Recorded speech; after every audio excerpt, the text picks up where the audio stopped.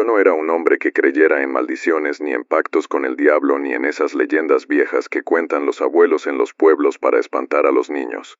Siempre fui de números, de estrategias de inversiones, de negocios concretos y resultados medibles. Mi mundo era frío, elegante y limpio, sin cabida para lo paranormal, pero todo eso cambió el día que toqué fondo, el día en que lo perdí todo por querer tener más. Nadie te dice que cuando llegas demasiado alto el aire se vuelve tan delgado que cuesta respirar y no puedes ver quién se arrastra a tus pies hasta que ya es demasiado tarde. Lo que voy a contarles no es algo que pueda explicarse con lógica, pero les juro por la vida que me queda que fue real. Si me atrevo a hablar ahora es porque ya no tengo nada que perder, porque desde hace semanas sé que me están buscando y que el jinete oscuro no se detendrá hasta que cumpla mi parte del trato. Soy Gerardo Mendoza. Fui empresario inmobiliario en Querétaro, dueño de 3 constructoras y de una reputación envidiable. Durante casi una década viví como un rey, viajando en avión privado, hospedándome en hoteles de 5 estrellas, cenando con políticos, cerrando tratos en campos de golf y comprando terrenos con solo una llamada. Pero detrás de todo eso había una obsesión: crecer más, expandirme, ganarle al sistema, dejar una huella que nadie pudiera borrar. No importaba cuánto tenía. Siempre quería más. Me metí en proyectos cada vez más arriesgados, moví dinero sucio sin hacer preguntas y cerré los ojos ante muchas cosas que debía haber denunciado. Pero el verdadero problema comenzó cuando quise meterme a desarrollar una zona abandonada a las afueras de Zacatecas, un terreno maldito del que todos querían alejarse. Ahí empezó todo. Recuerdo que fue en 2022 cuando me hablaron de ese terreno. Un abogado de bajo perfil, de esos que siempre están en la sombra, me ofreció los papeles de una antigua comunidad minera abandonada desde los años 40. Me dijo que la propiedad estaba limpia, sin herederos, sin conflictos legales y que podía ser mía por un precio ridículo. Al principio dudé. Parecía demasiado bueno para ser verdad, pero la idea de construir un complejo turístico ahí me obsesionó. Si lograba levantar algo en ese lugar, sería una hazaña que nadie en la industria ignoraría. Firmé sin pensarlo 2 veces. Un mes después viajé con un equipo reducido a inspeccionar la zona. El lugar era una especie de pueblo fantasma, olvidado en medio del desierto, rodeado de cerros secos, sin señal de teléfono y con un aire denso que se pegaba en la piel como polvo caliente. Las casas estaban derrumbadas, las calles cubiertas de arena, y lo único que seguía en pie era una iglesia pequeña y una torre oxidada que alguna vez fue parte de la mina. La primera noche no dormí bien. Me despertaron unos pasos afuera de la cabaña improvisada donde dormíamos. Pensé que era uno de mis ingenieros, pero al salir no vi a nadie. Solo al fondo, entre la neblina de polvo, me pareció distinguir la silueta de un hombre montado a caballo, inmóvil viéndome desde lejos. Parpadeé y ya no estaba. No dije nada, pensé que había sido el cansancio, pero al día siguiente, mientras revisábamos los planos, uno de los trabajadores locales me preguntó si de verdad pensaba construir ahí. Le dije que sí y se persignó sin decir más. Cuando lo presioné me dijo que ese terreno tenía dueño, uno que no se deja ver hasta que ya te tiene agarrado. Me reí, le ofrecí el doble por quedarse y no volvió a tocar el tema. Pero esa misma noche volví a soñar con el hombre a caballo. Esta vez estaba más cerca. No me hablaba, no se movía, solo me observaba desde la oscuridad con ese sombrero enorme que le tapaba el rostro y un puro encendido que parecía brillar como una brasa en medio de la nada. Regresé a Querétaro con una sensación extraña. No estaba tranquilo, pero seguía convencido de que ese proyecto sería mi consagración. Moví influencias, invertí millones, despedí gente para recortar costos, y cuando los permisos se trabaron, hice cosas de las que no estoy orgulloso para destrabarlos. Todo marchaba perfecto hasta que empezaron las pérdidas. Un derrumbe mató a 3 trabajadores. Luego un incendio destruyó el campamento y cuando por fin iniciamos la construcción formal, una plaga de alacranes paralizó la obra. La prensa comenzó a hablar de la maldición del desierto y mis socios se retiraron. Empecé a perder liquidez y para colmo la Secretaría de Medio Ambiente me clausuró por supuestas violaciones ecológicas. Fue entonces cuando volví al terreno solo, desesperado, con el corazón roto y la cartera vacía. Caminé por las ruinas como un loco, gritándole al viento, pateando piedras, culpando a Dios y al diablo por mi suerte. Y fue ahí, frente a la antigua iglesia, que volvió a aparecer. El caballo negro resoplaba como un toro, con los ojos rojos como brasas, y el jinete se bajó con una lentitud casi ceremonial. No escuché sus pasos, solo el sonido del viento apagado mientras se acercaba. Esta vez sí me habló. «¿Sabes quién soy?», dijo con una voz que parecía salir del suelo mismo. «¿Y sabes por qué vine?». Me quedé paralizado. No podía moverme, no podía pensar. Solo asentí como si ya lo hubiera estado esperando toda la vida. No quiero tu alma, continuó. Quiero tu ambición. Quiero lo que te hace avanzar. Lo que te hace destruir todo a tu paso. Quiero eso que tienes y que no puedes apagar. Le pregunté qué me ofrecía a cambio. Se rió. No fue una risa humana. Sonaba como cadenas arrastrándose por piedras calientes. Te doy otra oportunidad, me dijo. Te doy un nuevo imperio. Te daré terrenos que nadie se atreve a tocar. Licencias que nadie puede conseguir. Dinero que no existe. Pero cada vez que firmes un contrato alguien caerá, y no podrás elegir quién. Quise negarme, pero recordé las deudas, las llamadas de los bancos, la humillación de haber sido olvidado por todos esos que antes me aplaudían. Así que pregunté, ¿cómo firmamos? Sacó un machete, me hizo una herida en la palma y con mi sangre dibujó un símbolo en la puerta de la iglesia. Luego desapareció. Así sin más. Al día siguiente las cosas comenzaron a cambiar. La clausura fue levantada misteriosamente. Los fondos comenzaron a fluir desde cuentas que no reconocía, y un nuevo grupo de inversores me buscó para financiar no solo el proyecto original, sino otros más ambiciosos. Todo lo que tocaba se volvía oro. Los contratos caían como lluvia. Compré edificios, hoteles, tierras, hasta una aerolínea pequeña. Era como si el universo me estuviera devolviendo todo lo que me había quitado, pero con intereses. Lo ignoré al principio, pero pronto noté el patrón. Cada vez que firmaba algo nuevo, alguien cercano sufría una desgracia. Un primo murió en un accidente absurdo. Uno de mis arquitectos perdió a su esposa por un infarto fulminante. Un amigo se suicidó sin razón aparente después de un almuerzo conmigo. Y yo solo me sentía más vacío. No podía dormir. Empecé a ver cosas, sombras en los reflejos, pasos en mi casa aunque vivía solo, una figura oscura entre la niebla cuando viajaba por carretera. Cada vez que cerraba los ojos escuchaba cascos de caballo en mi oído, y una risa apagada como de ultratumba. Un día sin razón, me sangró la herida de la mano como si acabara de abrirse de nuevo, y en el espejo de mi baño con esa sangre, apareció escrito, otro más.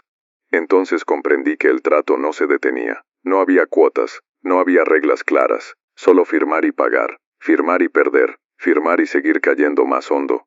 Y justo cuando pensé que podía controlarlo me ofrecieron el contrato más grande de mi vida, uno que me convertiría en el hombre más poderoso del Bajío, uno que implicaba expropiar tierras ejidales protegidas, desplazar familias enteras y construir sobre un cementerio indígena. Dudé. Por primera vez en meses dudé de verdad, y fue entonces cuando volvió a aparecer, pero esta vez no vino solo. Él no venía solo.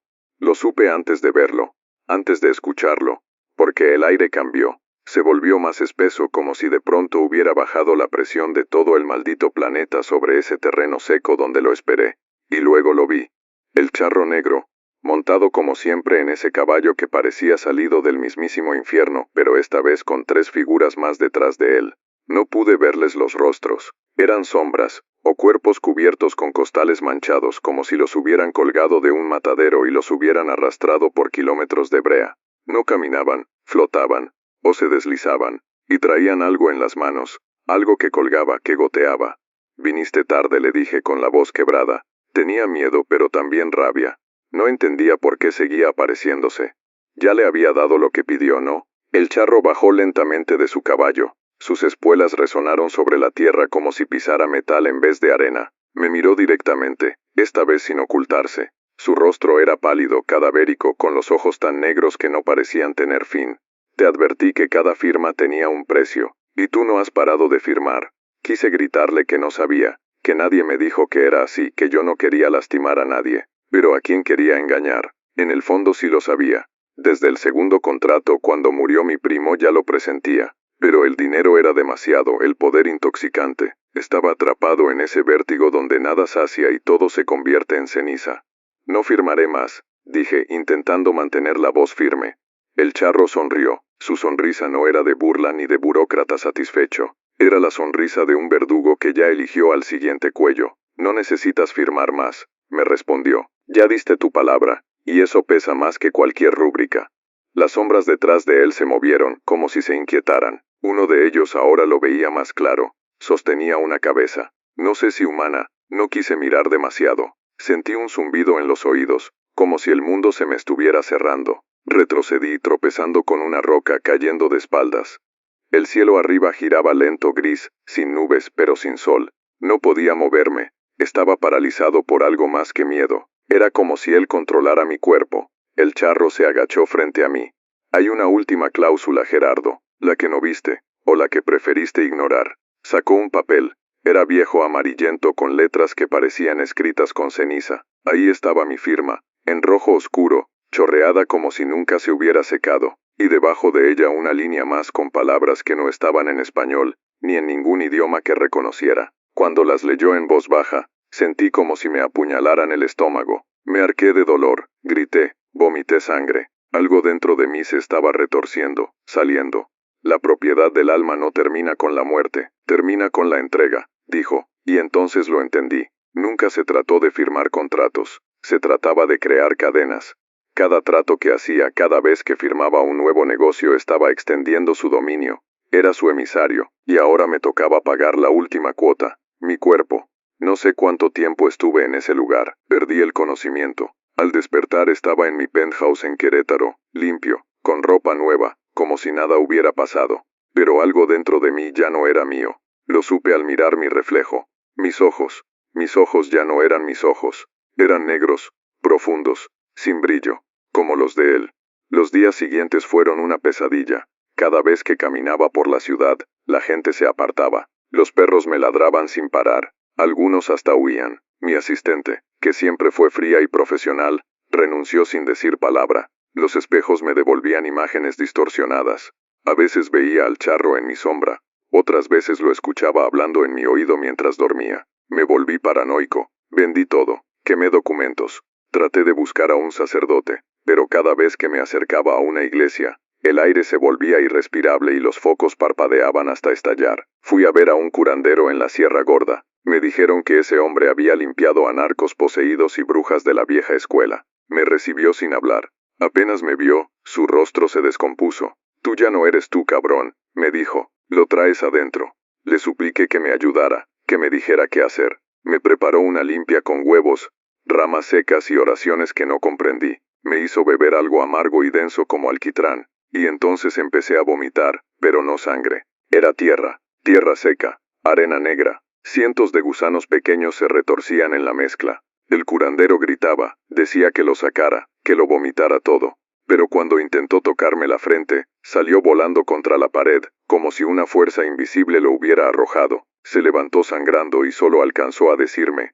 él ya no te quiere liberar, él quiere quedarse. Esa noche soñé con la iglesia de Zacatecas, pero esta vez yo estaba dentro. Estaba atado al altar, rodeado por esas figuras encapuchadas que ahora veía con claridad.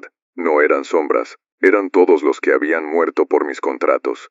Gente que conocí, gente que ni siquiera sabía que existía, y todos me miraban con los ojos vacíos.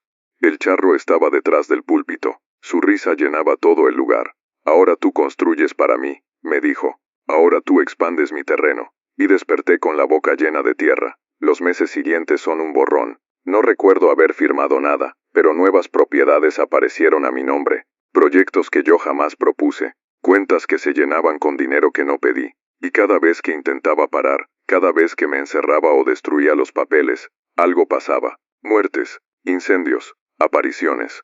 Un día, mientras manejaba por la carretera hacia Aguascalientes, lo vi otra vez. Estaba en el acotamiento sin caballo esta vez, solo con su sombrero bajo como si me estuviera esperando. Frené en seco, bajé, me acerqué con el corazón a punto de estallar, y cuando estuve frente a él me dijo, ya no puedes parar, tú eres el contrato. Entonces lo entendí todo, mi cuerpo ya no me pertenecía, yo era su firma, su voluntad, una extensión más de su dominio. Por eso todo lo que tocaba crecía, por eso todo lo que firmaba se cumplía, porque no era yo, era él. Desde entonces, cada vez que alguien me da la mano, siento que algo pasa, que algo de mí se les pega. Algunos se enferman, otros desaparecen, otros me buscan para cerrar tratos que no comprenden, y yo no puedo evitarlo. Mis manos se mueven solas, mi voz convence sin que yo quiera. Hoy estoy en un cuarto de hotel barato, escribiendo esto en hojas que pronto voy a quemar. Ya no sé quién soy, no sé si todavía queda algo de Gerardo Mendoza aquí dentro. Lo único que sé es que cada noche, a la misma hora, escucho los cascos del caballo acercándose, y sé que cuando lleguen, ya no me va a dejar solo. Esta vez viene a quedarse, esta vez viene a cabalgar desde mi cuerpo. Y tú que estás escuchando esto, tú que quisiste saber la historia, tú que te sentiste tentado a cerrar un trato que suena demasiado bueno para ser real, cuidado. Si en algún momento ves a un hombre alto, elegante, vestido de negro, montado en un caballo que no hace sombra, no lo escuches, no le respondas, no lo sigas con la mirada, porque una vez que lo ves, él también ya te vio a ti.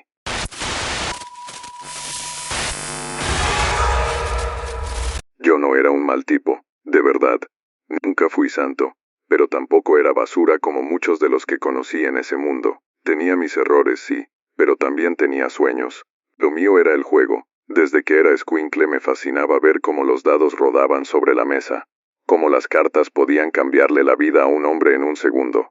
Me crié en Tepito, donde todo se aprende a la mala o no se aprende, y ahí entre tianguis, billares escondidos y apuestas clandestinas, me hice de un nombre. La gente me respetaba. Sabían que no hacía trampa, pero también sabían que era mejor no deberme. Nunca creí en fantasmas ni en maldiciones, mucho menos en pactos. Pensaba que esas cosas eran cuentos de gente que no sabe perder. Pero ahora sé que hay deudas que no se pagan con dinero, que hay fichas que no puedes devolver y que hay juegos que una vez que empiezan solo terminan cuando uno de los dos ya no respira. Me llamo Julián Ramírez y esta historia empieza una noche cualquiera en un casino clandestino al sur de la Ciudad de México. Era 2023, la ciudad hervía de calor, la pandemia ya era un recuerdo borroso y la gente salía como si no hubiera mañana. Yo tenía una buena racha, venía ganando seguido, lo suficiente para haber pagado la operación de mi jefa, comprarme un coche decente y hasta empezar a invertir en una barbería con un compa del barrio. Pero el juego tiene un sabor raro, como el mezcal. Entre más lo pruebas, más lo necesitas, y entre más tienes, más estás dispuesto a perder por tener el doble. Esa noche yo no pensaba apostar fuerte. Iba con la idea de ver, oler el ambiente, tomarme un par de cervezas y quizá jugar unos cuantos cientos, pero entonces lo vi. No sé cómo explicarlo. No entró por la puerta, no lo vi llegar, pero de pronto ya estaba ahí, en la mesa de ruleta, alto, elegante, con un traje negro impecable, un sombrero ancho y un puro que nunca se le consumía. Nadie parecía prestarle atención, como si solo yo pudiera verlo con claridad. Me pareció raro, pero pensé que era uno de esos millonarios excéntricos que a veces caían por ahí. Me acerqué a la mesa, aposté al rojo como siempre, y perdí. Luego al par, y perdí. Cada jugada era un fracaso. Empecé a desesperarme. Ya no era divertido, hasta que el tipo del sombrero se giró hacia mí, y sin quitarse los lentes oscuros me habló. Estás jugando mal, Julián. No entiendes el verdadero juego. Me congelé, no por lo que dijo, sino por cómo lo dijo. Mi nombre salió de su boca como si me conociera desde antes de nacer. Tragué saliva y fingí no haberlo escuchado. Pero volvió a hablar. Si quieres ganar, realmente ganar, hay otra manera. Lo miré de frente. Su piel era tan pálida que parecía de cera, y sus labios apenas se movían al hablar. ¿Y tú quién eres?, le pregunté, intentando sonar firme. Alguien que paga bien, pero cobra mejor.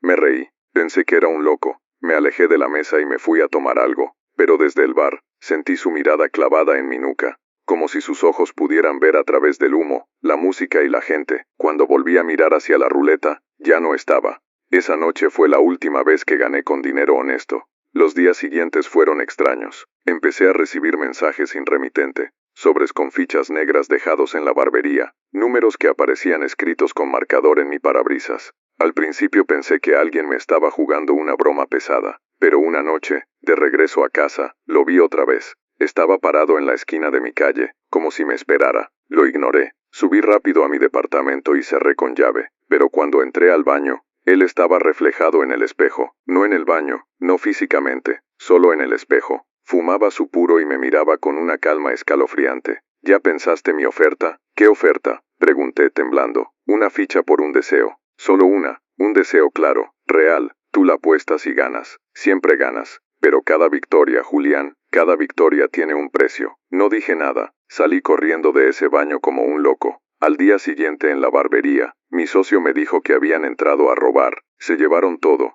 herramientas, dinero, hasta la cafetera. Pensé que era una coincidencia, pero cuando fui a reclamarle al dueño del local, me dijo que nunca habíamos firmado contrato, que yo jamás había pagado renta, que ni siquiera estaba registrado como arrendatario. Me dejó en blanco. ¿Cómo podía ser eso posible? En la noche, cuando revisé mis cosas, encontré una ficha negra en mi billetera. No recordaba haberla metido ahí, pero la sentía pesada, no por su peso físico, sino por lo que cargaba. Me senté en la cama, con la ficha en la palma, y dije sin pensarlo, quiero que me regresen la barbería, y que todos los que me la jugaron la paguen.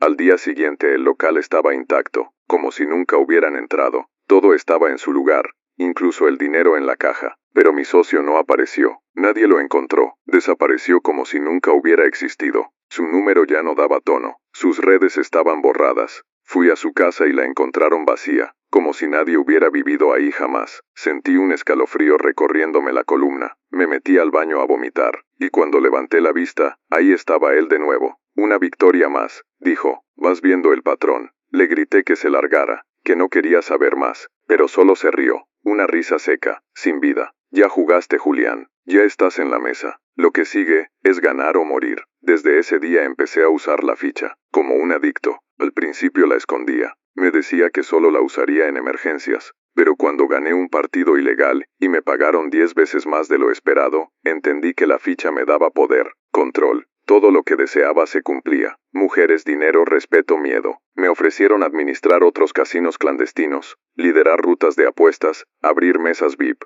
Todo me salía bien, hasta que empecé a notar las muertes. Cada vez que usaba la ficha, alguien cercano caía. Un compa se ahorcó con un cinturón sin razón. Un cliente habitual de la barbería se cortó el cuello con una navaja. Una chava con la que salía murió en un choque que nadie pudo explicar. Al principio no conecté los puntos, pero luego, cuando usé la ficha para que me pagaran una deuda millonaria, y al día siguiente supe que el deudor había aparecido sin lengua ni ojos, supe que ya no era coincidencia. Intenté deshacerme de la ficha, la tiré a la basura, al drenaje, incluso la enterré en un panteón. Pero siempre regresaba, siempre aparecía donde yo iba. Empecé a soñar con ella, me despertaba con la ficha en la boca, o bajo mi almohada, y cada vez que la miraba, veía su reflejo, el del charro negro. Una noche, harto de todo, fui a buscarlo. Fui al casino donde lo vi por primera vez. Ya no existía. El local estaba clausurado desde hacía meses. Pregunté por él en los círculos del juego clandestino. Nadie sabía quién era. Algunos se reían, otros se persignaban. Solo un viejo apostador, de esos que ya traen la muerte pegada, me dijo en voz baja, si lo viste, ya no puedes dejar de jugar. El charro no se aparece por gusto, se aparece cuando alguien le debe, o cuando quiere cobrar. Ahora sé que él no regala nada, que cada deseo es una trampa, una cuerda que se te enreda en el cuello sin que te des cuenta. Y lo peor es que no puedes dejar de usarla, porque te haces adicto a ganar, a tenerlo todo. Porque sientes que si no usas la ficha vas a perder, porque el miedo se convierte en parte del juego. Y ahora tengo una última apuesta que hacer, la más grande, una que podría dejarme libre, o acabar conmigo, porque el charro volvió a aparecer, pero esta vez no me ofreció otra ficha, me ofreció jugar con él, en su mesa, y el premio es mi alma, o la de alguien más. Acepté sin pensar. Fue una reacción estúpida, instintiva, como esas que uno tiene cuando ya está tan metido en el lodo que hasta gatear se siente como avanzar. El charro negro me miró con esa expresión que no era sonrisa pero tampoco burla, como si supiera desde siempre cuál sería mi respuesta. Me dijo que la partida sería esa misma noche, a las 3 de la mañana, en un lugar que él elegiría. Luego se desvaneció, literalmente. No caminó, no dio la vuelta, no desapareció en las sombras. Se esfumó frente a mis ojos como si nunca hubiera estado ahí. Volví a mi departamento temblando. No podía dejar de pensar en lo que significaba jugar con él. Era una metáfora, una prueba, un castigo final, o peor, una condena eterna. Las luces parpadeaban sin razón. Los relojes se detuvieron a las 3 en punto por varios minutos antes de avanzar otra vez. Cuando abrí el refrigerador, toda la comida estaba podrida, como si llevara semanas ahí. Mi teléfono mostraba mensajes sin texto, solo con números y símbolos que no reconocía. Me sentía como un prisionero en mi propio mundo, uno donde las reglas ya no servían, donde la lógica se había ido a la mierda.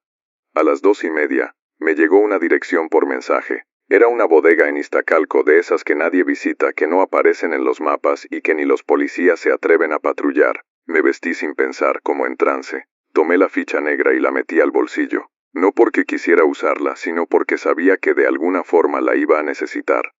El camino se sintió más largo de lo que era. Las calles estaban vacías como si toda la ciudad supiera que algo estaba por pasar. Ni un solo coche, Ni un perro callejero, nada. Llegué a la bodega a las 3. La puerta estaba entreabierta, y dentro solo había una mesa con una lámpara vieja colgando del techo. Él ya estaba ahí, esperándome. Sentado como un patrón con las piernas cruzadas, el sombrero sobre la mesa, y una sonrisa invisible que podía sentir sin verla. Toma asiento, Julián. Vamos a jugar. Me senté frente a él, y en ese momento la temperatura bajó tanto que podía ver mi aliento. Sobre la mesa había una baraja antigua con dibujos extraños. No eran cartas normales. Cada una tenía una escena macabra. Un hombre colgado de ganchos, una mujer llorando sangre, una criatura con cara de niño y cuerpo de serpiente. Me dieron arcadas solo con mirarlas. ¿Qué estamos jugando?, pregunté. Tu alma, contra la de otro. No respondí. No entendía. O tal vez no quería entender.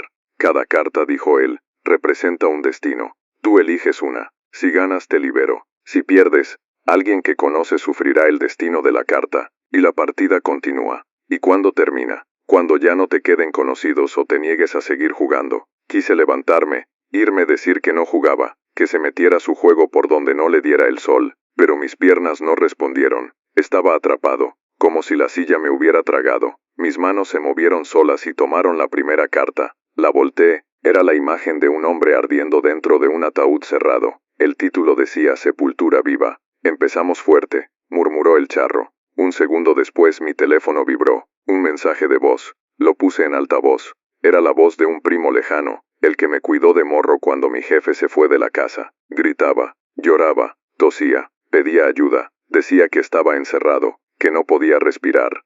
Se escuchaban golpes, tierra cayendo, madera crujiendo. El mensaje terminó con un silencio seco. Me eché para atrás, horrorizado. Intenté llamar. Nadie respondió. El charro me ofreció una copa de mezcal. Otra. No quería. Dios, no quería. Pero algo en mí, ese lado oscuro que crece cuando ya no hay salida, me empujó. Tomé otra carta. La ceguera del pecado. La imagen era una madre con los ojos arrancados abrazando a un hijo muerto. Otra llamada. Esta vez era Mariela, una ex con la que aún hablaba de vez en cuando. Era ciega. Su voz temblaba. Decía que no veía nada, que todo se había vuelto negro, y que sentía algo moverse dentro de su departamento. Algo que respiraba fuerte, que se arrastraba, que le susurraba con una voz muy parecida a la mía. No sé cuántas cartas saqué esa noche. Perdí la cuenta, perdí el control. Rostros, gritos, imágenes. Amigos, conocidos, vecinos. Incluso desconocidos que me habían hecho un favor alguna vez.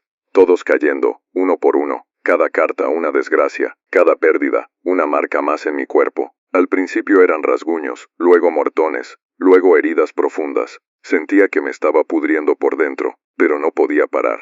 «Estás cerca del final», dijo el charro. «Solo queda uno». «¿Quién?», pregunté, con los labios rotos y las manos sangrando. Él solo me puso una carta frente a mí, no la volteó. Me dijo que si la tomaba, sería la última, la definitiva. Si ganaba, me iría libre. Si perdía, todo se acabaría, incluyéndome. Mi visión era un desastre. Todo giraba. El cuarto se sentía más pequeño, más caliente. Las sombras se movían en las paredes como si celebraran mi derrota. Tomé la carta, la volteé. Era yo, mi cara, mis ojos, mi cuerpo abierto en canal, con cadenas saliendo del pecho, y abajo en letras rojas decía, el sustituto. El charro se levantó, aplaudió lento. Muy bien, Julián, lo lograste, hiciste lo que nadie más. Jugaste hasta el final. Yo no entendía nada, estaba a punto de desmayarme. ¿Eso significa que soy libre?, pregunté con un hilo de voz. Sí, libre para ocupar mi lugar. Y entonces todo cambió. El cuarto desapareció, el dolor se fue, pero no me sentía mejor, me sentía diferente, ligero, frío. Cuando abrí los ojos no estaba en mi cuerpo, estaba dentro de él, dentro del charro. Vi mi propio cadáver tirado sobre la mesa con los ojos abiertos de par en par, y una expresión de absoluto terror. Vi cómo mi alma era jalada hacia un rincón oscuro, como absorbida por un pozo sin fondo. Ahora tú cargas la ficha, me dijo una voz en mi cabeza, ahora tú haces las apuestas. Y así ha sido desde entonces. No sé cuánto tiempo ha pasado. Para mí, no hay días ni noches, solo hay lugares, momentos, jugadores. A veces aparezco en un casino clandestino, a veces en un callejón, a veces en sueños. Siempre con la ficha negra en la mano, y siempre ofreciendo lo mismo, una victoria, a cambio de una vida. Si alguna vez te topas conmigo, si estás en una mala racha, y alguien con sombrero te ofrece una ficha, no la aceptes, ni por curiosidad, ni por desesperación, porque yo ya no tengo alma. Pero tú todavía puedes salvar la tuya, aunque claro, eso depende de cuánto estés dispuesto a perder.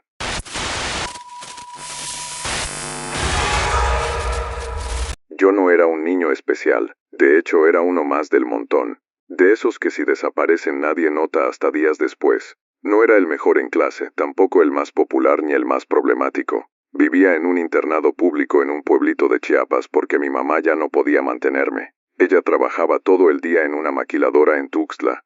Y aunque me quería, no tenía tiempo ni dinero para cuidarme. Así que me mandaron al albergue escolar número 14, en una zona rural rodeada de selva y caminos de tierra donde ni el wifi llegaba. Ahí entre mosquitos, tareas, maestros frustrados y compañeros que también arrastraban vidas rotas, aprendí a callarme, a hacer lo justo y necesario, y a pasar desapercibido. Tenía 13 años cuando todo empezó. A esa edad ya había visto cosas feas, pleitos con cuchillos, suicidios de otros internos, abusos de prefectos que nadie denunciaba, y pesadillas que no eran solo sueños. Pero lo que viví aquel semestre no se compara con nada, porque eso no fue una historia inventada por los grandes para asustarnos. No fue una leyenda de pueblo, no fue un susto que se pasara con una oración. Fue real, fue oscuro, y desde entonces, cada vez que veo una libreta negra, se me revuelve el estómago. El internado tenía reglas estrictas. Dormíamos 8 por cuarto, comíamos en horarios fijos, y si no entregabas tareas, te dejaban castigado en el aula más vieja del plantel, la B1, que olía a humedad, con pupitres viejos, focos que parpadeaban y una cruz chueca en la pared que nadie se atrevía a tocar. Ese lugar tenía fama de estar embrujado. Decían que ahí un estudiante se había ahorcado años atrás, y que a veces al pasar por ahí de noche se escuchaban los llantos. Yo no creía nada de eso, o por lo menos lo ignoraba para no volverme loco. Un viernes por la tarde, después de una pelea con un compañero que me quiso robar mis galletas, me castigaron con 3 horas en la B1. No había electricidad ese día por un apagón en la zona, así que me dejaron con una veladora y una botella de agua. Estaba en silencio, solo con mis pensamientos y los sonidos de los bichos afuera. Ya iba en la segunda hora cuando la vi, una libreta negra sobre el pupitre más alejado, el del rincón, donde siempre decían que se sentaba el que nadie veía. Lo raro es que yo no la había visto al entrar. Caminé hacia ella sin pensar. No tenía nombre ni etiquetas. Estaba gastada, con las esquinas quemadas y la pasta dura como las de antes. La abrí. Las hojas estaban en blanco pero olían a cera y sangre. No exagero. Ese olor me dio náuseas. Pensé en dejarla, pero algo dentro de mí me dijo que escribiera. No sabía qué poner. Así que escribí el nombre del prefecto que más me caía mal. Un tipo llamado Valente, que disfrutaba regañarnos a gritos y pegarle a los más pequeños con una regla. Puse, Valente se cae por las escaleras y se rompe los dientes. Cerré la libreta, me reí en silencio, y me quedé dormido. Al día siguiente durante el desayuno todos hablaban de lo mismo, que Valente había sufrido un accidente en la madrugada, que había caído de la escalera del edificio 2 y se había reventado la boca contra el barandal. Nadie sabía cómo, porque según dijeron no había estado bebiendo. Solo se tropezó. No dije nada, pero esa noche no pude dormir. Tenía la libreta escondida entre mis cosas, envuelta en una playera. No se la conté a nadie, y cada vez que la sacaba parecía más gruesa, como si creciera con lo que escribía. La semana siguiente probé otra cosa. Escribí el nombre de un chavo que me hacía bullying. Puse que se enfermaba del estómago y lo mandaban al hospital. Al día siguiente, empezó a vomitar lombrices. Te juro que no lo invento. Lombrices. Tuvieron que llevarlo a Tapachula porque no dejaba de convulsionarse. Nadie entendía qué tenía. Ahí fue cuando me di cuenta de que lo que escribía pasaba, y me asusté. Pero también me emocioné, porque por primera vez yo tenía el control. Ya no era un niño débil más. Ya no me podían joder. Esa libreta era mía, y yo decidía. Al principio escribía cosas pequeñas, castigos, enfermedades, pesadillas. Me sentía como una especie de justiciero. Pero un día un compañero me vio con la libreta. No supe cómo lo notó. Se llamaba Mateo. Era de los más tranquilos, medio raro, callado, pero muy observador. Me dijo en voz baja, «Esa libreta no es tuya». Le pregunté qué sabía y solo dijo, «Yo la vi hace años. Mi hermano la encontró antes de morir». Su hermano había sido alumno del internado, y también lo castigaban seguido. Según él también había encontrado una libreta negra y había empezado a escribir en ella. Dijo que después de cada cosa que anotaba, veía una sombra más cerca, un hombre de negro con espuelas, que fumaba algo que olía a cuero quemado, y que cuando su hermano quiso quemar la libreta, la sombra lo arrastró. Nadie lo encontró, solo su ropa, y la libreta apareció de nuevo en la B1. Sentí que me ahogaba, porque yo también había empezado a ver cosas. Un hombre alto parado en el campo de fútbol a la medianoche, una figura con sombrero viéndome desde la ventana del comedor, un susurro en mis sueños. Escribe, solo escribe. Yo cobro. Mateo me dijo que si quería librarme, tenía que devolver la libreta a donde la encontró y no volver a escribir. Pero yo no podía. Me había vuelto adicto. Era como una droga. Y cada vez que pensaba en deshacerme de ella algo me detenía. Un dolor de cabeza, una fiebre, o los ojos del hombre de negro, ahí mirándome desde algún rincón. Todo se descontroló cuando escribí el nombre de una maestra. Lo hice por impulso. Estaba molesto porque me había reprendido frente al grupo. Puse que se volvía loca y gritaba en plena clase. No imaginé que al día siguiente la encontraríamos en bata, corriendo desnuda por los pasillos, arañándose la cara, repitiendo los mismos números una y otra vez. La llevaron al psiquiátrico. Nadie la volvió a ver. Esa noche la libreta ya no estaba donde la escondía. La encontré en mi cama, abierta, con palabras nuevas escritas en tinta roja. No eran mías. Decía, uno más y me lo entregas. Luego mi nombre, escrito con una letra diferente a la mía. Desde entonces empecé a ver al charro más seguido. Lo veía al fondo del salón, en los baños, detrás del ropero, incluso en los sueños de los demás. Mateo se enfermó de repente, fiebre altísima, delirios. Me decía, él quiere tu alma, pero va a cobrar con la de todos. Y yo, seguí escribiendo, porque ya no era por venganza. Era porque si no lo hacía sentía que algo me faltaba. Como si esa libreta ya no fuera un objeto, sino parte de mí. La última vez que la usé antes de que todo se saliera de control fue cuando escribí mi propio nombre. Quería probar si de verdad funcionaba en mí también. Puse, David se olvida de todo esto, ya no tiene miedo, ya no ve al hombre de negro. Pensé que funcionaría. Pero al día siguiente, no recordaba nada, ni quién era Mateo, ni qué era la libreta, ni qué hacía en el internado.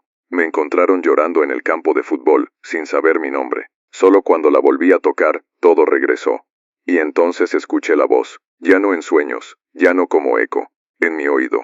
Uno más, David, uno más y te quedas conmigo. Esa voz no era un susurro cualquiera.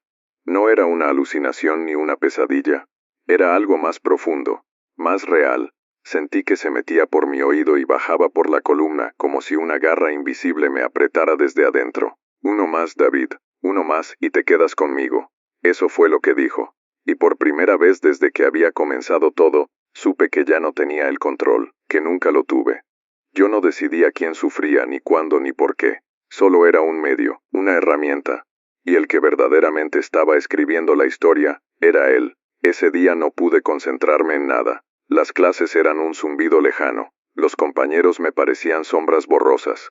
La comida sabía a tierra. Y lo peor fue que Mateo ya no estaba. No lo vi en el desayuno, no en el comedor, no en el aula. Pregunté pero nadie me dio respuestas claras. Algunos decían que se lo habían llevado por fiebre, otros que se había fugado en la madrugada. Pero yo sabía la verdad.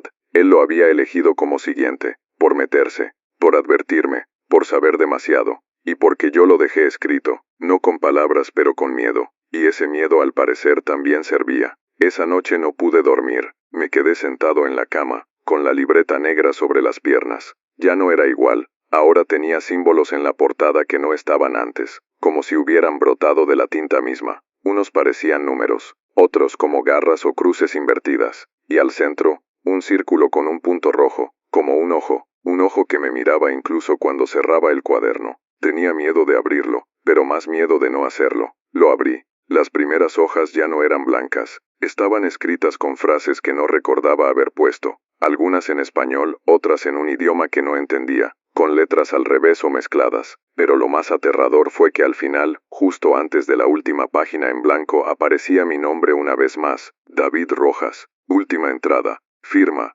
Traté de arrancar la hoja pero no pude. Se aferraba como si fuera parte del papel. Intenté quemarla con una vela, pero la flama retrocedía, como si algo la rechazara. Y entonces, la puerta de mi dormitorio se abrió sola, lentamente. El viento se coló con un silbido seco helado. Me levanté con la piel erizada. Caminé hacia la puerta y no vi a nadie. Solo el pasillo vacío, largo, oscuro. Pero al fondo, estaba él, el charro, quieto, fumando. Su puro ardía como una brasa viva. No hablaba, no se movía, solo me señalaba, con un dedo huesudo. Corrí. Bajé las escaleras como loco, fui directo a la oficina del director. No me importó que fuera de noche. Toqué, grité, lloré, pero no hubo respuesta, hasta que noté que la puerta estaba entreabierta. Entré. Todo estaba apagado, salvo una lámpara pequeña sobre el escritorio, y ahí sobre la mesa estaba la libreta, la misma, cerrada, como si nunca me la hubiera llevado. La tomé, me temblaban las manos.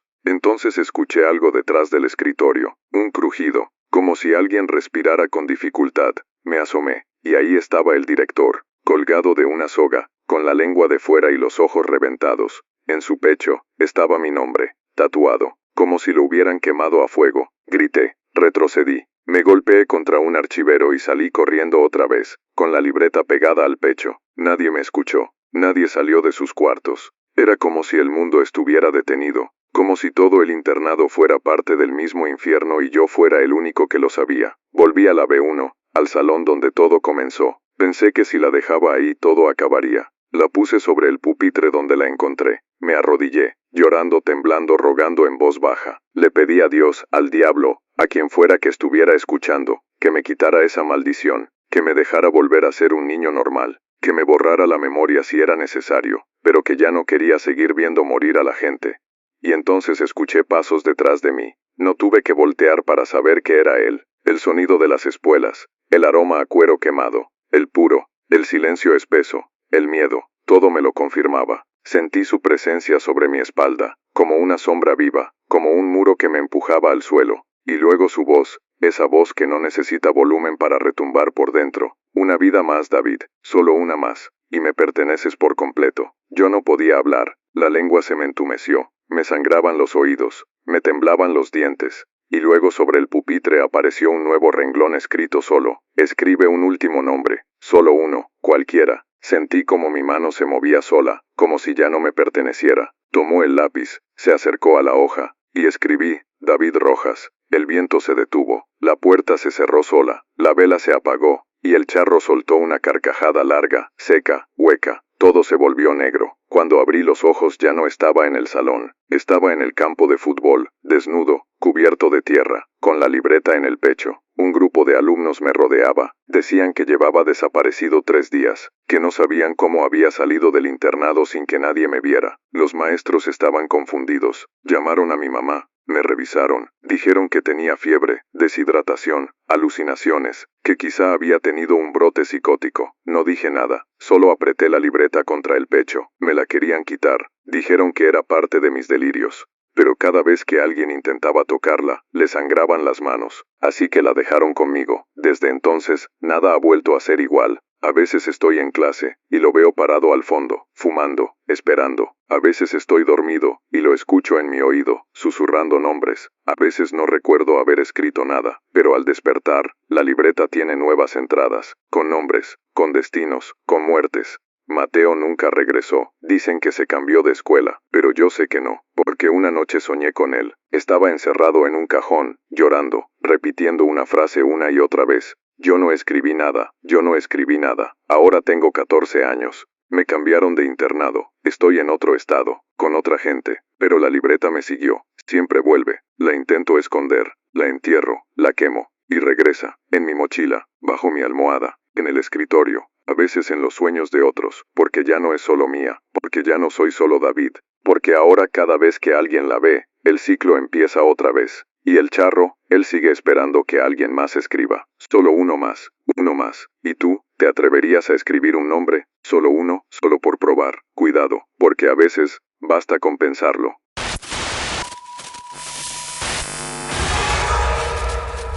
Yo no soy doctor, pero me hice pasar por uno durante casi 5 años. Técnicamente fui enfermero, pero en el hospital donde trabajaba eso no importaba mucho. Lo que importaba era que sabías inyectar, que no preguntabas de más y que podías aguantar turnos de hasta 30 horas sin dormir, viendo cosas que te dejaban marcado.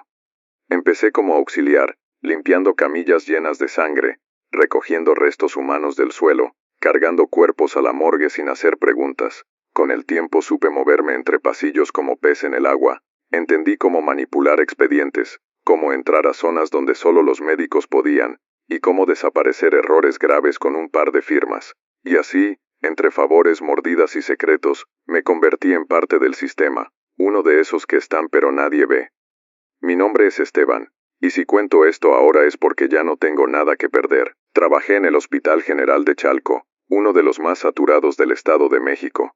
Allí conocí la desesperación de verdad, no la que te da hambre o insomnio, sino la que te devora por dentro. Cuando ves que no importa cuánto corras, la muerte siempre llega primero. En ese hospital cada día era una lotería de tragedias. Pacientes que llegaban con balas en la cabeza, niños con cáncer avanzado que lloraban en silencio, mujeres quemadas por sus parejas, viejitos abandonados. Todo eso te rompe. Pero lo que más me rompió fue aquella noche, la noche que vi al hombre del sombrero. Lo curioso es que no lo vi en medio de una emergencia, ni entre gritos o sirenas. Lo vi en el turno más tranquilo que había tenido en semanas.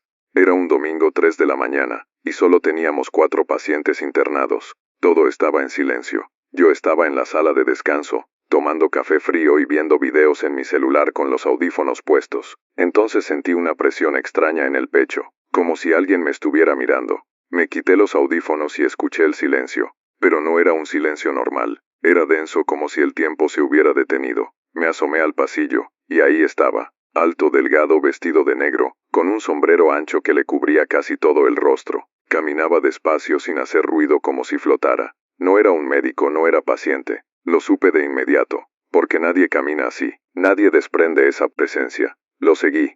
No sé por qué, me sentía como hipnotizado. Lo vi entrar en el cuarto de la paciente de la cama 6, una mujer mayor intubada, que llevaba semanas en coma. Entré justo después de él, pero el cuarto estaba vacío. Ella seguía ahí dormida, conectada. Pero él había desaparecido. Volví al escritorio principal. Pregunté si alguien más lo había visto. Nadie lo había notado. Pensé que me estaba volviendo loco. Pero al día siguiente la mujer de la cama 6 murió. Y en su sábana, justo donde estaba su pecho, apareció una mancha quemada, como si alguien hubiera dejado un puro encendido sobre la tela.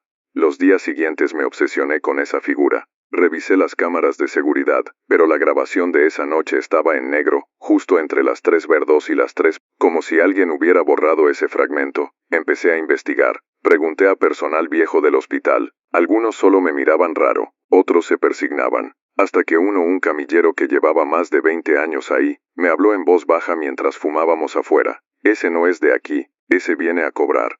¿A cobrar qué? Lo que la gente promete en la desesperación. No entendí en ese momento, pero días después me quedó claro. Todo comenzó a cambiar con la llegada de un paciente llamado Don Lauro, un señor de unos 70 años, piel ceniza, mirada hueca. Lo internaron por una caída, pero lo que más preocupaba era que hablaba solo, todo el tiempo. Decía nombres, fechas, frases sueltas. Nadie le ponía atención. Lo medicaban y ya. Pero una noche me pidió algo raro. Me dijo: joven, ¿usted sabe escribir cartas? Le dije que sí. Me pidió que anotara una última voluntad. Yo pensé que sería para su familia, pero no. Me dictó lo siguiente: yo, Lauro Pérez, entrego mi dolor y mi tiempo a cambio de 3 días más. Que él lo tome, que lo devuelva cuando ya no sea yo. Le pregunté quién era él. Me miró con una sonrisa demente y solo dijo: usted ya lo vio. Sentí un escalofrío. No sabía qué hacer. Pensé en romper el papel, pero lo guardé. Lo metí en el expediente como si no hubiera pasado nada. Esa noche Don Lauro se levantó de la cama. Caminó por su cuenta sin ayuda con una fuerza que no tenía horas antes. Comía, hablaba, incluso bromeaba. Los médicos estaban impresionados. Dijeron que era un milagro, pero yo no podía dejar de pensar en esa carta. La leí una y otra vez, y noté que la tinta estaba como viva. A veces parecía fresca, otras como seca, y a veces goteaba. El tercer día, justo a las 3 de la mañana, lo encontré muerto en el baño, con los ojos arrancados y la boca llena de ceniza, y sobre el espejo escrito con sangre, estaba una frase: pide, solo pide. A partir de ahí comencé a notar patrones, gente que en su agonía decía cosas raras. Suplicaban, pero no a Dios, a alguien más. Hablaban de un jinete, de un hombre elegante, de un trato, y muchos antes de morir, dejaban cartas, o susurros, promesas. Y cada vez que eso pasaba, él aparecía. Siempre entre las 3:00 y las 3:15, siempre caminando, nunca corriendo, siempre dejando ese olor a cuero quemado, hasta que una noche, yo también lo vi, cara a cara, no de lejos, no en sueños. Me encontraba en el almacén, buscando una medicina urgente. Al cerrar la puerta, él estaba ahí. No me asusté al principio, sentí calma, como si mi cuerpo ya supiera que venía. Tú también quieres más tiempo. ¿Cómo que más tiempo? Todos lo quieren. Tú lo mereces. Te he visto sufrir por otros. ¿Quién eres? El que da a cambio de lo que más duele. Me extendió una pequeña botella de vidrio, con un líquido oscuro dentro. Esto aliviará tu carga. Solo tienes que darme una noche. Solo una. No acepté. Pero la botella apareció en mi casillero al día siguiente, y la curiosidad me ganó. La usé con un paciente terminal, un niño. Tenía leucemia. Lo estaba viendo morir, y no podía más. Le di una gota, solo una, y mejoró. Al día siguiente podía caminar, comer, sonreír, y yo, dormí como no lo hacía en meses. Pero a las 3:00 am, murió un bebé en urgencias, sin explicación, sin diagnóstico, solo, dejó de respirar. Y desde entonces, cada vez que uso la botella, alguien más muere. El charro me visita cada vez que intento detenerme. Me habla, me ofrece más. Me dice que ahora puedo elegir. Sálvalos. Pero elige quién paga. Y no sé cómo, pero ya puedo hacerlo. Puedo tocar una cama y sentir si alguien merece irse, o quedarse. Puedo mover el dolor como si fuera líquido. Puedo transferir la enfermedad de uno a otro. Y todos piensan que soy un milagro, que soy un ángel. Pero sé la verdad. Soy el repartidor de muerte. Y esta noche, me pidió algo más. Algo que no puedo entender del todo. Me pidió que salve a una niña, pero que el pago sea yo. No dormí esa noche. No podía. Me quedé sentado en el almacén, mirando fijamente esa pequeña botella de vidrio, con el líquido oscuro que brillaba apenas bajo la luz del foco parpadeante. Afuera el hospital seguía con su rutina, como si nada estuviera pasando. Pacientes gimiendo en las salas, enfermeras revisando signos vitales, médicos con ojeras caminando por los pasillos sin saber que en las sombras se estaba negociando una vida por otra. Y yo, en medio de todo eso, tenía que decidir si aceptaba el precio. La niña estaba en el pabellón pediátrico. Se llamaba Andrea, 8 años. Tumor cerebral inoperable. Los padres ya lo habían asumido. Llevaban días durmiendo en los pasillos esperando el desenlace. Yo la había visto cerrar los ojos y decir que ya no quería despertar. Había algo en su voz que se me quedó pegado. Una mezcla de resignación y dulzura que me partió el alma. No era justo. No debía ser ella. Pero el charro ya lo había dicho. Podía salvarla. Si el pago era yo. Durante años, vi morir a gente buena, gente que no lo merecía. Y ahora tenía en mis manos algo que podía evitarlo. Pero no era un acto de fe. Era un trueque. Una condena. Me levanté del banco. Tomé la botella y fui directo al cuarto donde dormía la niña. Era de madrugada. Los padres estaban en la sala de espera, abrazados.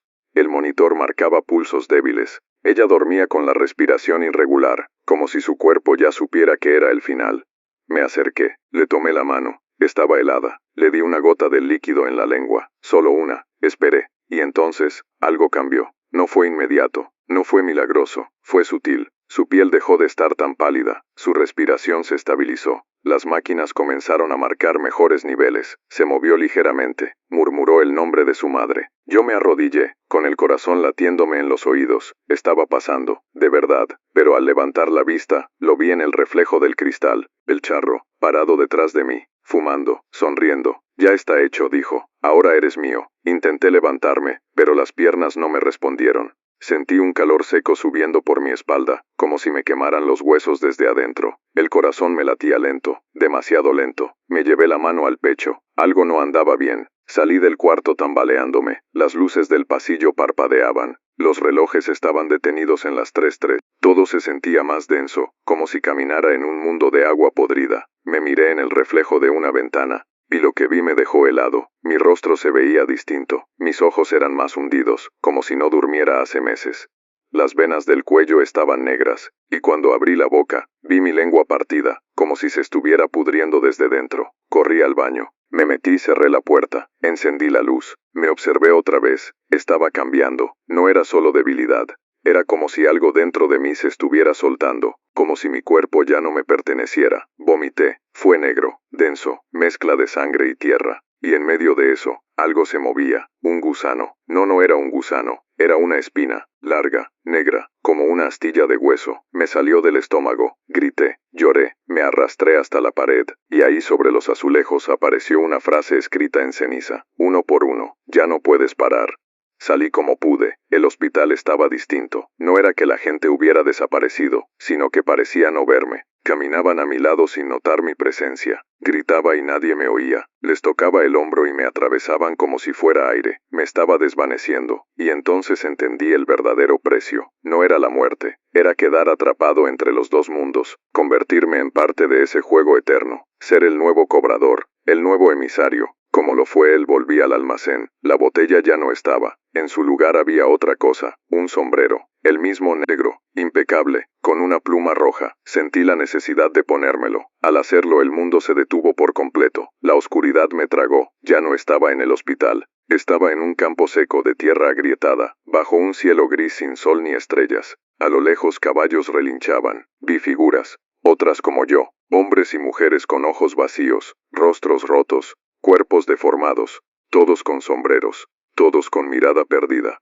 Caminaban en círculos, murmurando nombres, y al centro él, el charro negro, montado sobre su caballo alto e imponente. Ahora eres parte del pacto, dijo. Ahora llevas la marca. Me mostró mi brazo. Tenía un símbolo quemado en la piel. Era el mismo que había visto en aquella carta de Don Lauro. El mismo que estaba en la botella. Un círculo con 3 espinas que se cruzaban. Tú eliges a quién salvar. Tú eliges quién paga. Pero nunca eliges cuándo parar. Desperté en mi cama del hospital, sudado, mareado, como si todo hubiera sido un mal sueño. Pero el sombrero estaba a mi lado, y la niña estaba viva. Los médicos hablaban de milagro. Los padres lloraban, me abrazaron, me agradecieron, y yo sonreí por fuera, pero por dentro sabía que había cruzado una línea. Desde ese día todo cambió. Ya no soy solo un enfermero. Ahora puedo sentir cuando alguien va a morir. Veo sus sombras antes de que caigan, y si quiero, puedo evitarlo. Pero a cambio, cada vez que salvo una vida, alguien en otro lugar cae. A veces un desconocido, a veces alguien que conozco. Y lo peor es que no sé a quién le toca, hasta que ya es tarde. Anoche, salvé a un niño de un paro respiratorio. Usé la última gota que me quedaba. Y esta mañana, me llamaron para decirme que mi madre murió mientras dormía. No sé si fue coincidencia o castigo. Solo sé que el charro estuvo ahí. Lo vi en el pasillo del hospital, esta vez sin decir nada. Solo me miró y me sonrió. Y ahora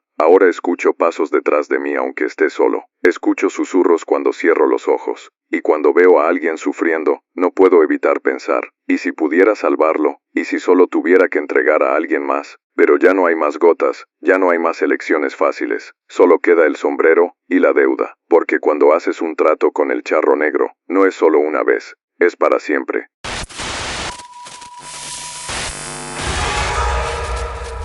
Yo fui de los que llegaron a tenerlo todo. Dinero, poder, respeto y miedo. Mucho miedo. Pero no el que yo sentía, sino el que provocaba. La gente me veía y bajaba la mirada. Las manos me temblaban, sí, pero no por debilidad, sino por la adrenalina de saber que un solo movimiento mío podía cambiar la vida o acabarla de quien tuviera enfrente. Me llamo Jesús el Güero Andrade, y durante años fui una pieza clave dentro de uno de los cárteles más grandes del norte del país. No diré cuál, eso ya no importa. Lo que importa es lo que hice, lo que vi, y sobre todo lo que acepté. Porque sí, hice un trato. Uno que me dio 7 años más de vida. 7 años exactos. Y ahora que ese tiempo se está acabando, siento sus pasos cada noche más cerca. Era 2014 cuando me emboscaron. En un rancho de Sinaloa. Lejos de todo, mientras me escondía después de una purga interna en la organización. Yo había sido leal, más de lo que muchos merecían.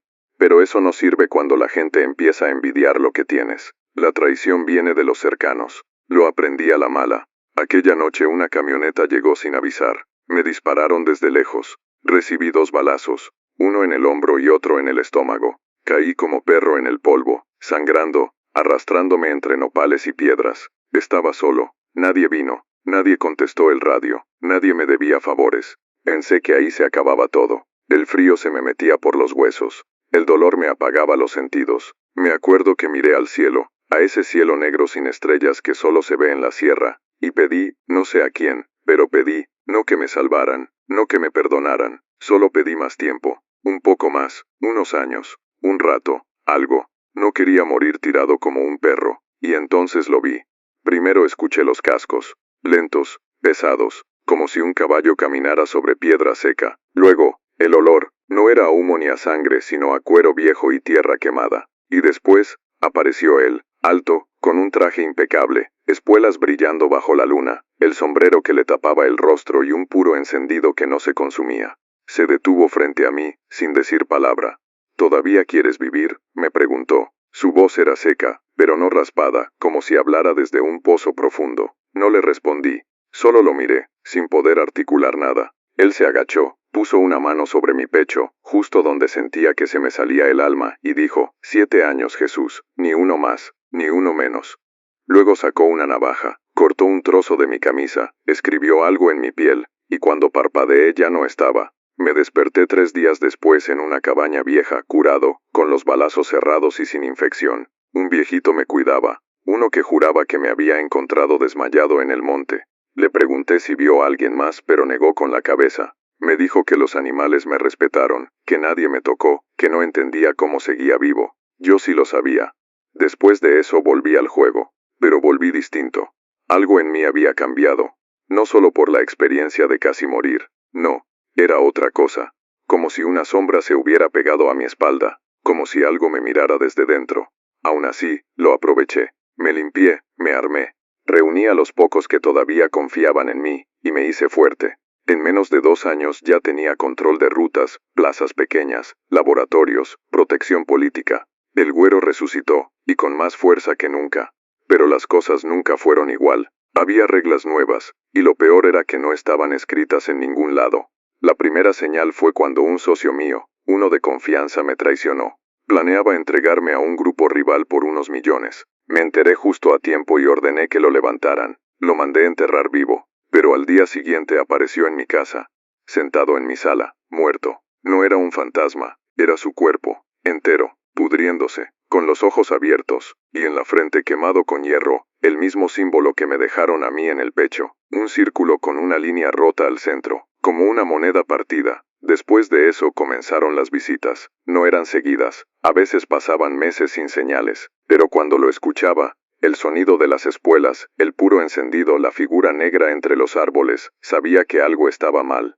La siguiente vez que lo vi fue en un velorio. Un familiar mío había muerto por una sobredosis. Yo estaba solo frente al ataúd, cuando sentí ese olor a cuero quemado. Me giré. Él estaba al fondo del salón, entre los dolientes. Nadie más lo veía, solo yo. Me hizo una seña con la cabeza, como diciendo, tic-tac. Empecé a hacer cuentas. Ya iban casi 5 años desde que me salvó, y cada día que pasaba, el mundo se me sentía más pequeño. Todo me pesaba, la música, el dinero, las mujeres, nada me llenaba. Tenía todo, pero no dormía, y cuando lo hacía, lo soñaba. A veces me despertaba con marcas en la piel, arañazos que no estaban ahí antes, a veces con la sensación de que alguien me había estado susurrando toda la noche. Luego vino lo peor. Una noche, después de una reunión con políticos en Culiacán, manejaba solo de regreso a una casa segura. En la carretera, me crucé con un caballo negro parado en medio del camino. Frené en seco, me bajé a verlo, pero el caballo solo me miraba, con esos ojos rojos inmóviles. Y detrás, él, el charro, me dijo que ya quedaban 2 años, que era hora de preparar el terreno. ¿Qué terreno?, le pregunté con rabia. El que vas a dejar, respondió, porque cuando el reloj llegue a 0, lo que fuiste debe quedarse aquí, y alguien más debe cargarlo. No entendí en ese momento, pero después, sí, cada trato tiene una deuda, y cada deuda necesita heredero. Desde entonces, mis hombres comenzaron a morir, uno por uno, sin razón, accidentes estúpidos, ametrallamientos sin lógica, paros cardíacos, enfermedades fulminantes. Yo no podía hacer nada, y mientras más intentaba escapar del destino, más cerca lo sentía, como si ya supiera a quién iba a tocar después. Hoy falta 1 año exacto, 1 año, y ahora todo está peor. En los espejos ya no me reconozco, mi reflejo se mueve distinto, me sonríe cuando yo no lo hago, las sombras en mi casa no coinciden con mi cuerpo, mis sueños ya no son sueños, son recuerdos de cosas que no viví, como si ya hubiera estado en otro lugar, en otro tiempo, y anoche me habló, no como antes. Esta vez se sentó frente a mí, en mi oficina, fumó, me sirvió un mezcal y me dijo, tú decides cómo acabarlo, Jesús, o te vas solo, o alguien lo hereda. ¿Hereda qué? La marca, la deuda, la vida prestada, y si no elijo, entonces elijo yo. Me dejó una lista de nombres, gente cercana, familia, hombres leales, muchachos nuevos, todos jóvenes, todos con hambre, todos con algo que perder. Elige bien, solo uno, a quien vas a dejar en tu lugar. Y al fondo del papel, mi nombre, tachado, como si ya estuviera muerto. Esa noche no pude ni tocar el mezcal que me dejó servido. Se quedó ahí temblando en la copa de cristal como si tuviera vida propia. y el humo del puro que había dejado encendido el charro aún flotaba en la oficina lento, denso, con ese olor a cuero quemado que ya no se me despegaba ni con baños de agua bendita. Me senté frente al papel otra vez, mi nombre tachado, y abajo 10 más, todos conocidos, todos cercanos, gente que confiaba en mí. Algunos incluso me veían como un padre, otros como un dios, uno para heredar la deuda. Eso fue lo que dijo. Elegirlo era entregarlo, ponerle el alma en bandeja, marcarlo, condenarlo. Pero si no lo hacía, el charro elegiría por mí. Pensé en mandarlo todo al carajo, en desaparecer, correr a otro país, cambiarme el rostro, la voz, la historia. Pero ¿cómo escapas de algo que no camina entre los vivos ni los muertos? ¿Cómo te escondes de alguien que te escucha cuando piensas? Ya no tenía escapatoria. Solo me quedaba decidir a quién arrastrar conmigo al hoyo. Pasé días sin dormir. Cerré las plazas. Apagué los teléfonos. Me encerré en una de las casas más alejadas. Una propiedad sin dirección ni señal, con doble cerco y guardias que no sabían ni mi nombre. Me llevé la lista conmigo, pero cada vez que la abría los nombres aparecían en diferente orden. Era como si el papel tuviera voluntad, como si se burlara de mí. A veces veía nombres nuevos, otras, nombres que ya no recordaba. En una ocasión, apareció el nombre de mi hijo, y yo no tengo hijos, o eso pensaba. No lo entendía, pero el charro quería que dudara, que me quebrara, que no solo lo aceptara, sino que participara, que entregara por mi propia mano la próxima alma. Y con cada día que pasaba, algo dentro de mí se iba rompiendo. Tenía visiones, escuchaba voces cuando nadie hablaba. Mi sombra se alargaba más de lo normal. El espejo del baño dejó de reflejarme como era. A veces me devolvía una imagen que se reía aunque yo estuviera serio. A veces me mostraba de espaldas, aunque estuviera de frente. Y entonces tomé una decisión. Pensé en elegir a César, uno de los nuevos, joven ambicioso, metido ya hasta el cuello. Él quería ser como yo. Siempre decía que algún día iba a quitarme el puesto. Quizá hasta lo merecía. Lo llamé. Le dije que viniera a visitarme solo, que era hora de confiarle algo grande. Pero cuando lo vi llegar, sucio, con su sonrisa nerviosa y los ojos brillando de emoción, me arrepentí. No podía. Era solo un morro con hambre. Un reflejo mío 20 años atrás. No merecía eso. Y fue ahí donde empecé a entender la jugada. El charro no quería a cualquiera. Quería a alguien como yo. Alguien roto, ambicioso. Alguien que lo aceptara sin entender que estaba firmando su propia tumba. Por eso me estaba haciendo elegir, para que yo mismo lo formara, lo empujara, lo corrompiera. Así que hice lo contrario. Le di a César un sobre con dinero, otro con pasaportes y una pistola cargada. Vete de aquí, no regreses, cambia de nombre, bórrate del mapa. ¿Y por qué, patrón? Porque si te quedas, no vas a vivir para contarlo. No preguntó más. Me abrazó como si fuera su padre y se fue. Esa noche el charro apareció otra vez. No entró. Solo lo vi parado entre los árboles, con el puro encendido, las espuelas brillando como cuchillas. Me miró. No dijo nada. Solo levantó la mano y me mostró algo. Una moneda. Igual que el símbolo quemado en mi piel. Pero esta tenía una cara tallada. La mía. Tic-tac, murmuró desde la distancia. Y se fue. A la mañana siguiente el papel con los nombres ya no estaba. En su lugar encontré un espejo roto sobre el escritorio, y escrito en el cristal, con una tinta que parecía sangre seca, solo decía: ya elegiste, te elegiste. Ese día supe que no había heredero, que yo iba a cargar con la deuda hasta el último segundo, que había roto el ciclo, pero que también iba a pagar el precio completo. Las semanas siguientes fueron como vivir en cámara lenta. Todo me dolía. Dormía con la sensación de estar ahogándome. Soñaba con caballos galopando dentro de mi pecho. Cada vez que parpadeaba, veía fuego detrás de los párpados. Mis hombres empezaron a alejarse. Sin saber por qué comenzaron a tener accidentes. Vieron cosas, escucharon cosas. Uno se volvió loco y se arrancó los ojos. Otro se ahorcó con su propio cinturón. Todos decían lo mismo antes de caer. Él ya viene, ya lo escucho. Yo me quedé solo. Con el paso de los días, mi cuerpo empezó a mostrar señales. Las uñas se me cayeron, la piel se me cuarteaba, el ojo derecho se volvió rojo por completo, y la marca en el pecho ardía como si estuviera encendida desde dentro. Me metí al cuarto de oración que tenía mi madre cuando vivía. Un espacio pequeño, lleno de santos y veladoras. Me arrodillé, recé como no lo hacía desde niño. Pedí perdón, lloré, grité, y ahí entre los susurros escuché la risa. No era humana, era hueca, grave, lejana, como si viniera del centro de la tierra. ¿Ya estás listo, Jesús? Me levanté. No tenía miedo, solo resignación.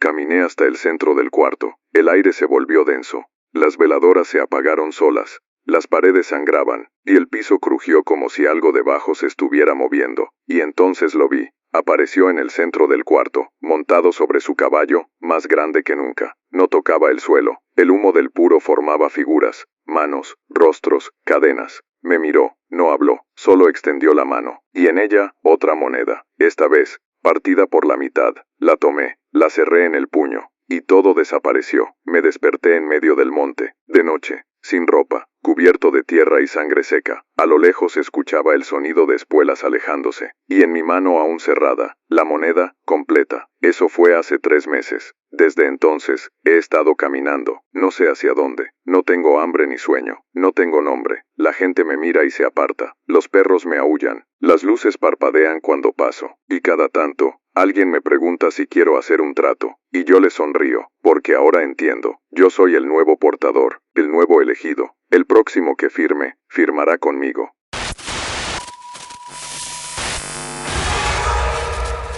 A mí la vida nunca me regaló nada. Todo lo que tengo, lo poco que queda, lo sudé, lo sangré y lo peleé con uñas y dientes. Desde morro vendía cosméticos por catálogo en la colonia.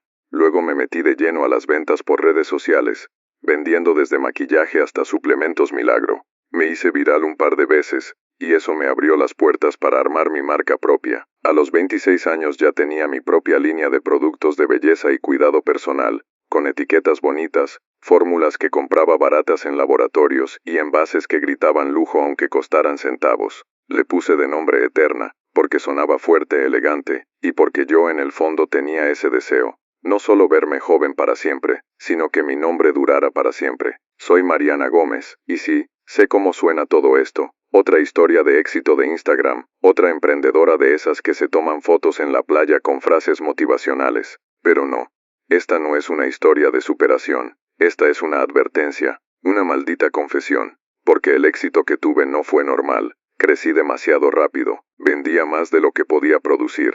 Los influencers se peleaban por mis productos sin que yo los contactara. Salía en revistas, me invitaban a foros, me hacían entrevistas. Y aunque todas sonreía, por dentro había algo que no me dejaba en paz, porque yo sabía que no era solo talento, ni esfuerzo, ni suerte. Yo sabía que todo comenzó el día que lo conocí a él. Fue en una expo de emprendedores en Guadalajara. Yo tenía un pequeño stand, escondido entre otros 100, repartiendo muestras de mis primeros serums. Estaba frustrada, nadie se acercaba, hasta que lo vi, alto, impecable, vestido de negro, con una presencia que casi detenía el tiempo. Caminaba entre la gente como si flotara, y no sé cómo, pero en cuanto lo vi supe que no era alguien común. No tenía gafete, ni nombre ni marca. Solo una mirada que atravesaba. Se detuvo frente a mi mesa, tomó un frasquito, lo giró en sus manos y me dijo: «Tu producto promete mucho. ¿Estás dispuesta a cumplirlo?». Pensé que era un cliente raro. Le sonreí, tratando de sonar amable. «Prometemos resultados visibles desde la primera aplicación». Él me sostuvo la mirada, como si hubiera escuchado otra cosa. Luego me extendió un pequeño sobre negro. «Cuando estés lista para algo eterno, ábrelo». Y se fue. No lo volví a ver, ni en el evento ni después. Pero me quedé con ese sobre, sin saber por qué. No tenía remitente ni marca ni sello. Lo guardé en una caja, entre papeles, y me olvidé de él. Hasta que una semana después, mis ventas se triplicaron de la nada, sin campañas, sin influencers, sin inversión. Los pedidos llegaron solos. Y entonces lo recordé. Abrí el sobre. Dentro había una tarjeta negra, con una textura extraña, como piel quemada, y escrita con letras en relieve, una sola frase: «Acepta verte como quieres, solo da lo que eres». Esa noche soñé con él. Estaba en mi recámara, sentado en el sillón donde nunca se sienta nadie. Fumaba un puro que olía a tierra mojada. Me habló sin mover los labios. «¿Quieres que tu marca crezca? Que tu piel no se arrugue? Que tu nombre no se borre?» Yo no respondí, pero en el sueño asentí. «Entonces dámelo». «¿El qué?». «Lo que eres. Lo que ves cuando te miras al espejo y nadie más está ahí». Me desperté sudando, pero con una idea fija en la cabeza. Tenía que cambiar la fórmula de mis productos. Llamé a un proveedor nuevo, uno que me habían recomendado por debajo del agua. Me ofreció un activo especial, no aprobado por Cofepris, pero con efectos rejuvenecedores extremos. Nadie me explicó bien qué era. Solo me dijeron que funcionaba, que otras marcas lo habían usado, que nadie hablaba de ello porque era caro y exclusivo. Acepté. Pagué más de lo que debía. Y mandé a hacer la nueva línea. Eterna Platinum la llamé. El éxito fue inmediato. Clientes obsesionados. Gente que juraba que se les había quitado el acné de años. Mujeres que decían verse 10 años más jóvenes en 2 semanas. Hombres que se lo aplicaban escondidos y notaban cómo su piel dejaba de arrugarse. Me llovían testimonios. Me invitaban a programas de televisión. Me ofrecían distribuciones en cadena nacional. Y yo me volví adicta. No solo al dinero, sino a usar mis propios productos. No me salteaba ni una sola aplicación. Sentía cómo mi piel brillaba, cómo mis poros se cerraban, cómo el tiempo se detenía. Pero luego empezaron las señales. Mi reflejo se quedaba unos segundos más cuando me alejaba del espejo. No era una ilusión. Lo veía. A veces sonreía cuando yo no lo hacía. A veces parpadeaba después. Empecé a tener pesadillas. Soñaba con gente encerrada en frascos. Personas que gritaban desde dentro de los envases de serum. Una noche soñé con una de mis clientas. Una señora de Puebla que me mandaba mensajes cada semana agradecida. En el sueño estaba toda arrugada, gritando con la cara derretida diciendo que yo le había robado algo. Al día siguiente supe que había muerto de un infarto. Pensé que eran coincidencias, que el estrés me estaba jugando chueco, que necesitaba descansar. Pero luego pasó lo de Mariana Treviño, una influencer que había hecho reseñas de mis productos y juraba que le cambiaron la vida. Hizo una historia en Instagram llorando diciendo que su piel se estaba cayendo, que se veía a sí misma en el espejo pero no se reconocía. Horas después, desapareció. Sus redes fueron borradas. Nadie sabía dónde estaba. Y yo, me lavé las manos. Pero el reflejo, ya no se iba. Una noche me acerqué al espejo del baño, a punto de lavarme la cara, y lo vi, a él, parado detrás de mí. No me giré, no podía, me quedé paralizada. Sentí su aliento caliente en la nuca, y su voz, suave pero mortal. Cada vez que tú te ves mejor, alguien más se ve peor. Me giré, y no había nadie. Solo el puro encendido en el lavamanos, consumiéndose lentamente sin estar en ninguna mano.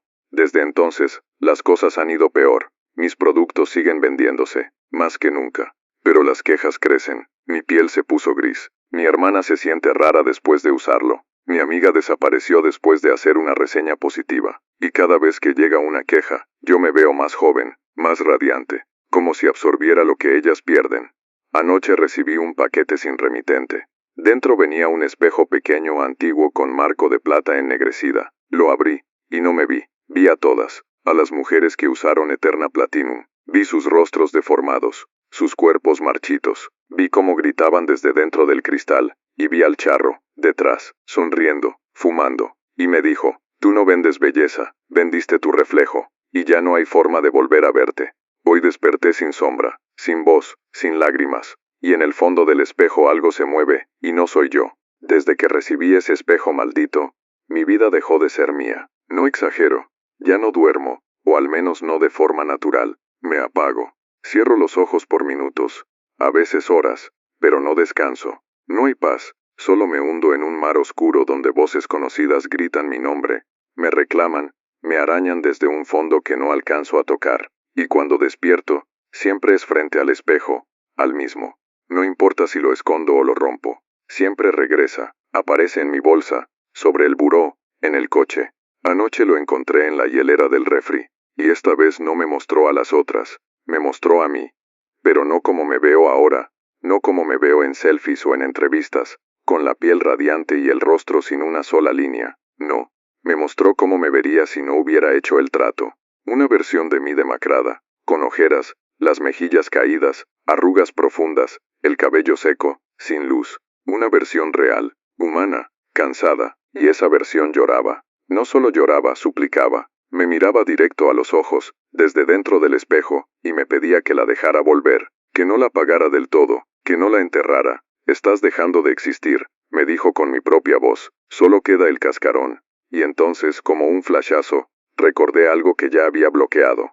La última vez que me tomé una foto espontánea, sin filtros, sin pensar, fue hace un mes. No aparecí. La cámara captó la habitación vacía, y eso fue el principio. Desde entonces las cámaras me muestran raro, borrosa, desenfocada, como si no perteneciera al encuadre. Incluso los maquillistas de los eventos me preguntan si estoy usando un truco raro en la piel, porque a veces dicen se ve como si flotaras. Pero nadie se atreve a decirme que me veo mal, porque sigo siendo bella, increíblemente bella, y eso es justo lo que me está matando. Intenté cerrar la empresa, ponerle pausa, detener la producción. Quise retirarme del mapa, pero no me dejaron. Las órdenes se siguen procesando solas. El sistema no responde. Y el proveedor de los activos prohibidos ya no existe. Busqué al laboratorio. Nadie lo conoce. El número que tenía ahora es de un taller mecánico en Monterrey. Llamé al contacto que me lo recomendó y me colgó llorando. Me mandó un mensaje. No debiste abrir el sobre. Ya no se puede volver.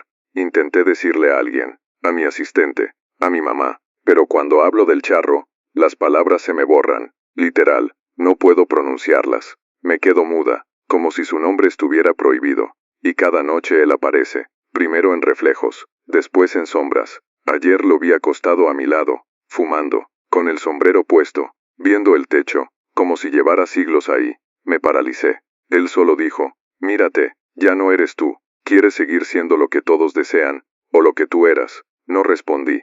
No podía. El aire en el cuarto se volvió denso. El humo del puro se metía en mis ojos como fuego. Y cuando por fin logré moverme, él ya no estaba. Solo su sombra, marcada en la pared, como quemada. Hoy fui al dermatólogo. Un intento desesperado. Le dije que sentía la piel rara, que algo no estaba bien. Me hizo estudios. Rasparon una muestra de mi mejilla para analizarla. Me dijo que me llamaría en la noche, y lo hizo. Pero no fue él quien habló. Esto no es piel humana, dijo una voz que no conocía. Esto es otra cosa. Colgó. Y entonces, las clientas comenzaron a regresar. No en persona, en mensajes, en sueños, en reflejos. Una se me apareció mientras me lavaba las manos. Gritaba, con la cara desfigurada que le había robado su juventud.